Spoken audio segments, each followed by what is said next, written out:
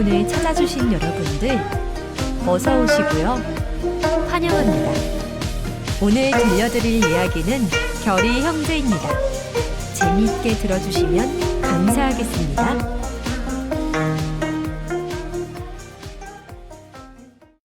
옛날 성종 때의 일이었다. 성종대왕은 2조 9대 임금으로 백성들의 삶에 많은 관심을 가지고 어진 정치를 하며 백성을 돌보는 것을 군왕의 마땅한 도리로 여겼다. 하루는 성종 임금이 미복을 하고 호위무사 하나만을 데리고 암행순찰을 나갔다 인왕산 깃을 어느 골목길로 접어들었을 때였다. 다 쓰러져가는 초가 오막살이를 지나는데 들창 너머로 글 읽는 소리가 들려왔다. 허허, 이런 곳에도 글을 열심히 읽는 선비가 있구나. 가던 길을 멈추고 들창을 통하여 들여다보니 글을 읽다가 갑자기 멈추고는 자기 가슴을 치며 아이고 아이고 한탄을 하다가 다시 책을 읽고 그러다 조금 지나서 다시 땅을 치며 아이고 아이고 하며 통탄을 하는 것이었다. 이상하게 생각한 성종 임금이 말했다. 주인장, 계시오. 하고 서너 번 부르니 니시오. 지나가던 사람입니다. 누구를 찾으십니까? 예, 다름이 아니오라. 나도 굴줄이나 배우는 사람인데 지나가다 노형이 글 읽는 소리를 듣고 반가운 김에 노형과 얘기나 좀 나누다 갈까 하고 실례를 무릅쓰고 주인장을 찾았소이다. 아, 그랬습니까? 그럼 누추하지만 들어오시지요. 성종 임금이 들어와 방에 앉았다. 그런데 주인장 글 읽는 소리를 듣다 보니 한 가지 의문이 생겨서 그러는데. 알았습니다. 그게 사정이 있어서 그렇게 된 겁니다. 괜찮으시다면 사연을 좀 들려주시겠소? 한참을 망설이다 한숨을 쉰 후 말을 하는데 그 사연인즉은 이러하였다. 한 고을에 김준이라는 선비와 박이연이라는 선비가 살았다. 두 집안은 부모가 다 판서를 지낸 명문 거족의 자제들로 나이도 비슷하고 집안 배경도 비슷해서 그런지 사이가 아주 좋아서 친형제처럼 친하게 지내다 결의 형제를 맺기로 하였다. 나이는 김선비가 2달 빨라 의형이요. 박선비는 의제가 되었다. 그렇게 한 가족처럼 지내는 사이로 박선비는 아버지가 돌아가셔서 홀어머니를 모시고 사는데 가세가 많이 기울어 김선비의 도움을 받으며 살아가고 있었다. 그러다 보니 박선비는 김선비보다 늦게 장가를 들게 되었다. 박선비는 가세는 기울어 흠이 있으나 인물이 워낙 준수하고 총명하여 강원도의 어느 명문대감 집으로부터 혼사 제의가 들어왔다. 물론 김선비 집에 극진한 도움을 받아서 혼례를 치르게 되었는데 후행으로 김선비가 나서게 되었다. 그리하여 장가를 들러 강원도에 있는 신부의 집으로 가게 되었다. 신부 집에서 성대한 혼례식이 거행되었고 어느덧 밤이 되어 첫날 밤을 치르게 되었다. 후행으로 같이 온 김선비도 밤이 깊어 잠자리에 들었으나 잠이 오지를 않았다. 후원 별당에서 신방에 들어있는 의동생이 어쩐지 마음이 놓이질 않아서 김선비는 슬그머니 후원 별당으로 가서 신방 창틈으로 가만히 들여다보았다. 그런데 박선비는 없고 기골이 장대한 어떤 사내놈이 신부를 끼어앉아 무릎에 앉히고 있었다. 그새를 못 참아서 이 야단이야? 참나. 에, 잠시라도 다른 놈의 손 타게 하고 싶지 않거든. 이때 밖에서 발소리가 들리자 사내놈은 화다닥 일어나 운목에 놓여있는 뒤주 속으로 들어갔다. 신부가 얼른 뒤주에다 커다란 자물쇠를 채우고 시치미를 떼고 다소곳이 앉아있는 것이었다. 알고 보니 신랑은 변소에 갔다 오는 것이었다. 김선비는 지체 없이 자기 방으로 돌아와 하인을 불렀다.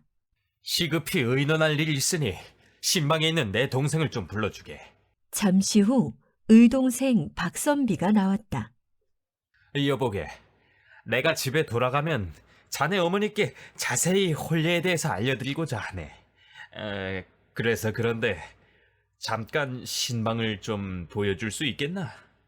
아, 그러세요. 신부에게 얘기할 테니 좀 이따 들어오세요. 잠시 후 방에 들어온 김선비가 잠깐 들러보고는 말했다. 여보게 동생, 내가 청이 하나 있는데 들어주겠나? 네, 말씀하세요 형님.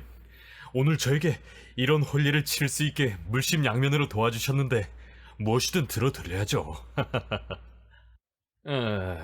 다름이 아니라 둘도 없는 우리 사이에 오늘 일을 영원히 기억하기 위해서 저 뒤주를 나에게 주겠나? 네? 겨우 그거예요? 그렇게 하세요. 아, 고맙네. 그럼 뒤주 열쇠는 내가 가지고 가겠네. 김선비는 뒤주 자물쇠에 걸려있는 열쇠를 집어 소매에 넣고 그 방을 나왔다. 신랑은 의형을 배웅하고 신부는 그저 아무 말이 없었다. 안 된다고 할 수도 없는 노릇이었다. 그 다음날 날이 밝자 김선비는 뒤주를 마차에 싣고 한양으로 길을 떠났다. 험한 고개를 넘어가다가 제일 높은 험준한 절벽에 이르자 일행을 쉬게 하고 하인들에게 말했다. 너희들은 저 아래 나무 그늘에 가서 좀 쉬어라. 하인들이 멀리 떨어진 곳으로 가자 김선비가 뒤주 틈에다 입을 대고 말했다. 이놈, 고얀 놈 같으니 네가 지은 죽을 죄를 알겠느냐? 살려만 주시면 저의 전 재산을 드리겠습니다. 이 고약한 놈! 아직도 뉘우치질 못하고 주둥아를 놀리느냐? 이 생에서는 단연코 용서할 수 없으니 다음 생에서나 뉘우치고 착하게 살아라! 김선비는 뒤주를 절벽 아래로 밀어뜨렸다. 뒤주는 절벽 아래로 떨어져 가루가 되도록 바스라졌다.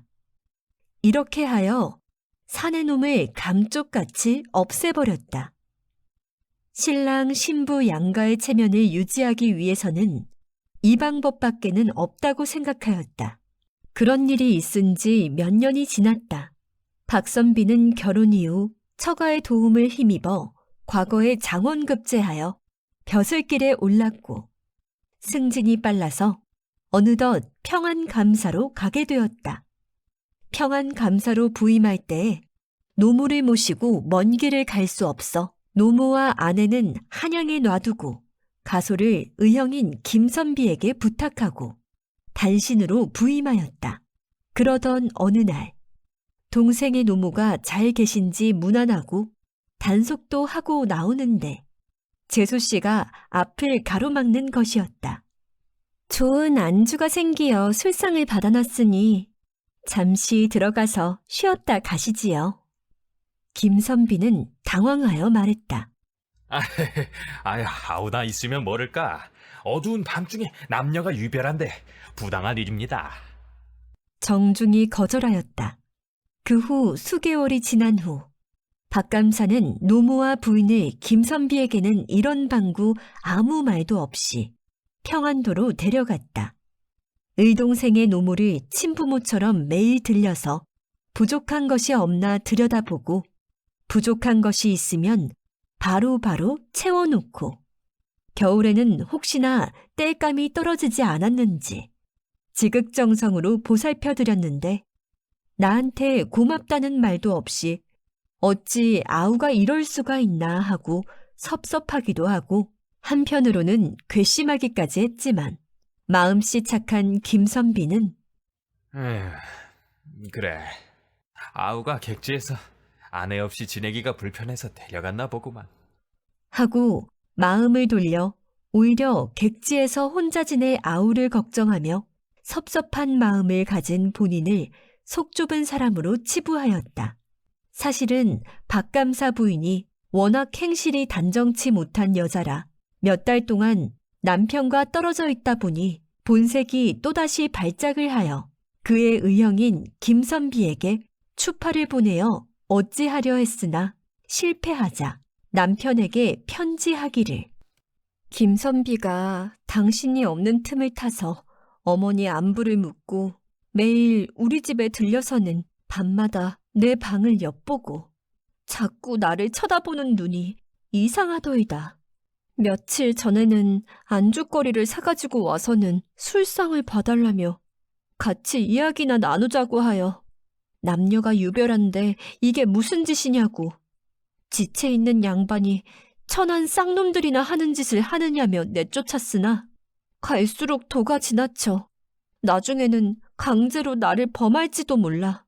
소녀는 지아비에 대한 정절을 지키려 자결을 결심하기에 이르렀으니 부디 어머니와 소녀를 평양으로 불러주시기를 학수고대하고 있겠나이다. 이렇게 오히려 김선비를 모함한 부인의 편지를 읽은 박감사는 부인 말만 듣고는 화가 나서 손이 부들부들 떨리고 피가 거꾸로 솟는 것이었다.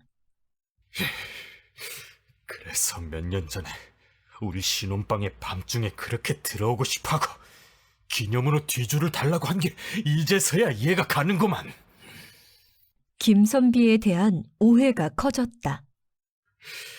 좀 잘 산다고 몇 푼 보태주며 형로를 타더니 이제는 남의 마누라까지 넘봐? 이런 저죽일 놈! 이런 눈치를 꿈에도 모르는 김선비는 박감사의 노모의 생신을 맞아 인사도 드릴 겸 평안감사로 있는 의제 박감사 덕분에 금강산도 구경하고자 한번 놀러가자고 생각하고 평안도로 길을 떠났다. 마침내 평양성에 도착한 김선비는 의제를 보고 싶은 생각에 한 걸음에 평안도 가명으로 박감사를 찾아갔다. 평안도 가명의 문지기에게 자기가 왔노라고 평안감사에게 전해달라고 하고 아우가 버선발로 뛰어나오기를 기다렸다. 그런데 몇 시간을 기다리고 있는데 문 안으로부터 포졸들이 나오더니 다짜고짜 김선비를 끌어다가 동원마당에 패대기를 치고는 형틀에 묶어버렸다. 높은 곳에 앉아있는 박감사에게 김선비가 영문을 모른 채 말하였다.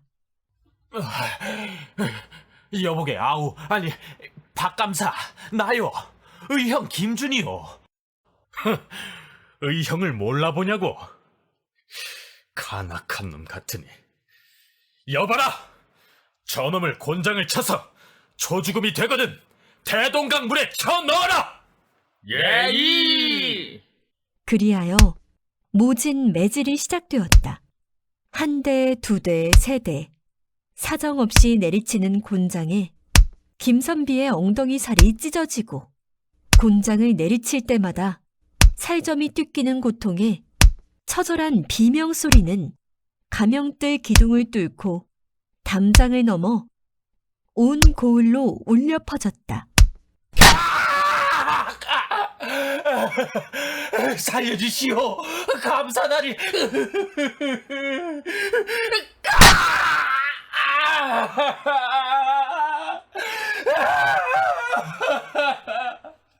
양반집 선비로 고생 한 번 하지 않은 김선비는 모진 매를 맞고 고통을 견디다 못해 피를 토하고 까무러치자 포졸들이 죽은 줄 알고 멍석에 말아 대동강에 버리려고 들쳐서 나가는데 이때 관기 하나가 처음부터 보더니 둘 사이에 무슨 오해로 죄 없는 사람이 초죽음을 당한 것 같아 동정심이 생겼다.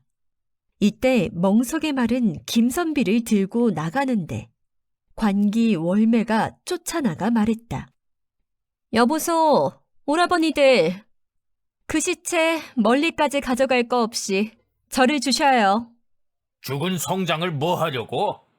그건 알 거 없고 내가 술이랑 안주값은 넉넉히 드릴 테니 우리 집으로 좀 옮겨주세요. 이렇게 되어 빈사 상태에 이른 김선비는 월맨의 집으로 가게 되었고 의원을 불러 정성껏 치료하고 밤낮으로 병구원을 하였다. 사경을 헤매다 가까스로 살아난 김선비가 정신이 들어 눈을 뜨게 되었다.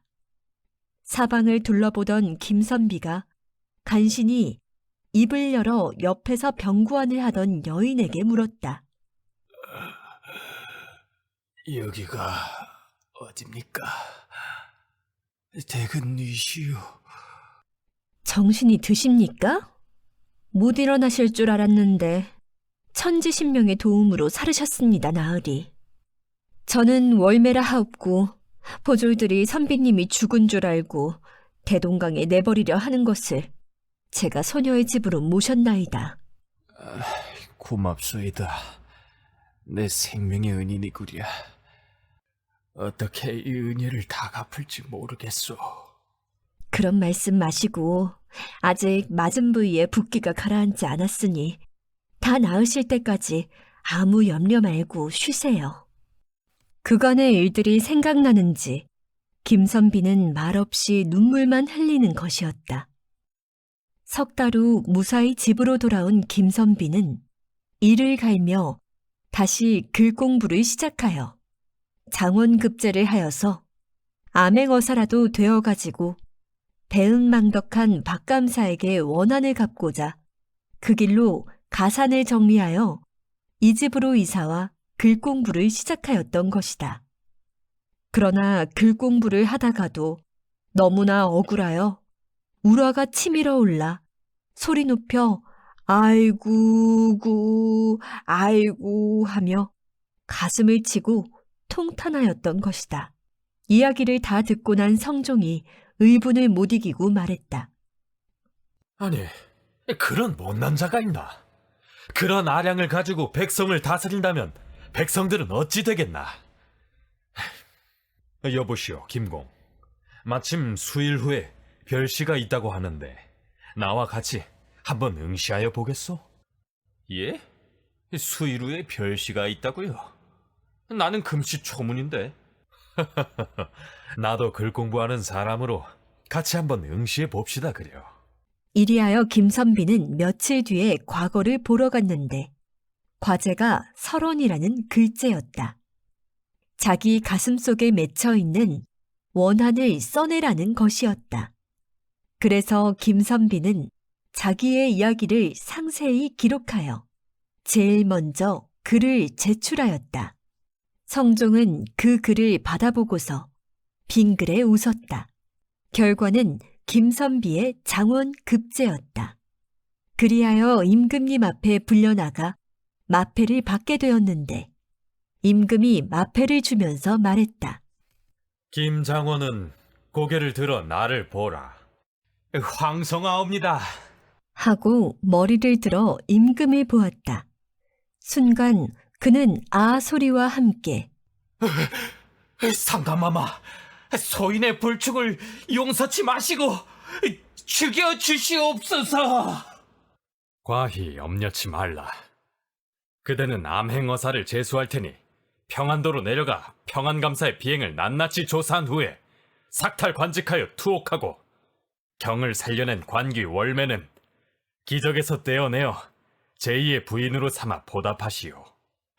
황공 무지로소이다. 김선비는 대궐을 나와 그 즉시 평안도로 떠났다. 한편 박감사는 재물에 눈이 어두워 죄 없는 백성들을 무고히 잡아다가 투옥을 하고 많은 재산을 착취하였다.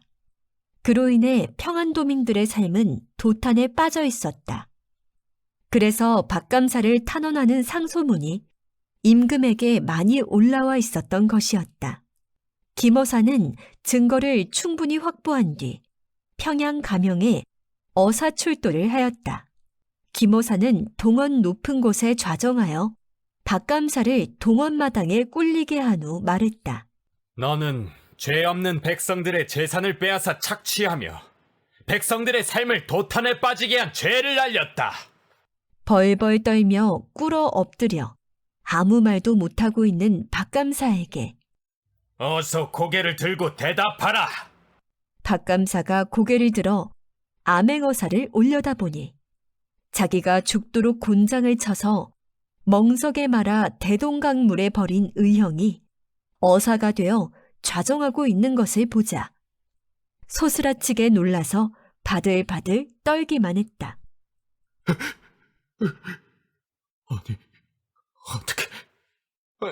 어떻게... 실성한 사람처럼 혼잣말을 했다. 그러자 김어사가 말했다. 내 한 가지만 너에게 묻겠다.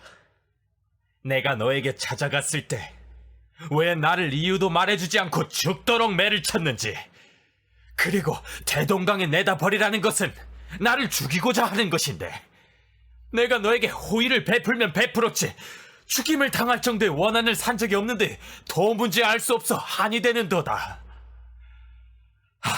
아오야, 이유가 뭐냐 도대체? 김어사는 가슴을 치며 물었다. 어서 나를 죽여주십시오. 제 처가 말하기를 형님이 자꾸 자기를 범하려 수작을 한다고 빨리 데려가라고 애원을 해서 그만 소인의 눈이 뒤집혀 앞뒤 가리지 못하고 형님에게 못할 짓을 저질렀나이다.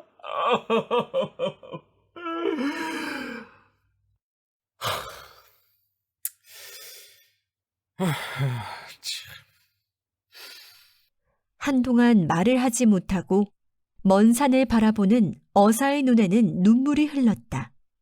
이보게, 옛날에 내가 자네 신혼방을 보여달라 하고 운목에 놓여있던 뒤주를 달라고 한 건 그 뒤주 안에 웬 사내 놈이 들어있어서야. 자네 부인은 자네와 혼이 나는 그날도 사내 놈을 방으로 끌어들여 수작질을 하고 있었던 거야. 그래서 그 뒤주를 내가 집으로 가는 길에 아무도 모르게 처리하고자 했던 거지. 이제 와 생각하니 그때 그 혼인을 말렸어야 되는 건데 어째 이런 일에. 형님, 이 못난 놈을 용서하시옵소서.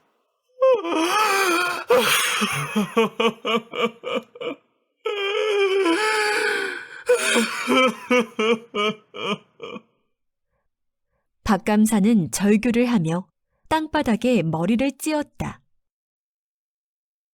박감사는 죄의 경중을 따져 머나먼 제주로 귀향을 떠났고 그의 처는 그 뒤로 본 사람이 없다고 한다.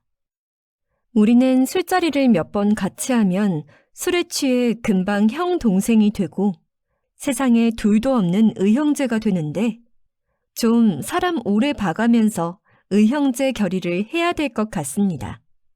오늘 저작거리의 이야기꾼의 재밌는 이야기 여기까지 하겠습니다.